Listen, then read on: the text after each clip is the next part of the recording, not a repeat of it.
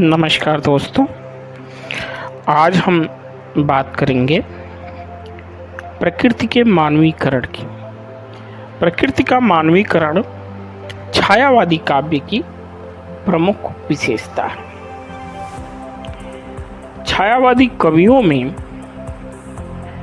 यदि हम निराला के काव्य को देखें तो जितना वैविध्यपूर्ण और जन सरोकारों और आत्म सरोकारों से जुड़ी हुई कविता निराला के काव्य संसार में देखने को मिलती है, उतनी अन्य छायावादी कवियों में नहीं देखने को मिलती। तो हम बात करते हैं शाम के सौंदर्य का चित्रण कैसे एक छायावादी कवि करता है और किस रूप में उसके पूर्व के कवि कर रहे थे।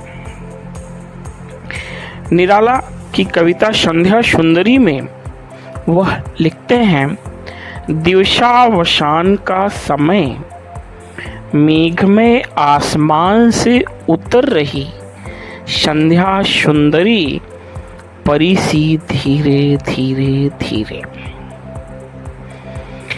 इसी तरह शाम के अवसान का समय छायावादी के पूर्व युग में अयोध्या सिंह हरिऔध की कविता में देखते हैं तो दिखता है, दिवसावसान का समय गगन भी कुछ लोलित हो चला, तरु शिखा पर अवराजती कमलनी कुल बल्लभ की प्रभा।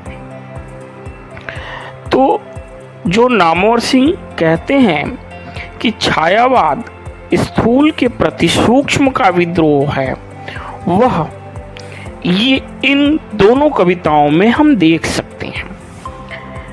हरिऔध जी की पंक्तियों में संध्या का समय जो स्थूल रूप में हम देख सकते हैं वह दिखता है, और निराला की कविता में प्रकृति का मानवीकरण हुआ है।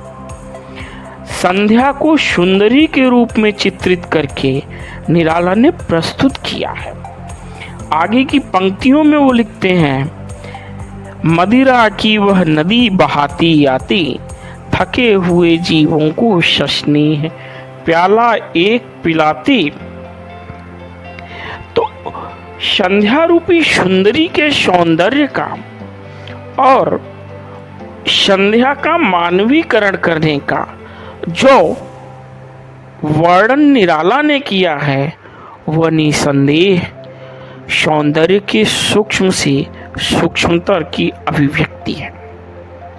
प्रकृति के उपमानों में मानवीय कार्य व्यापार का आरोपण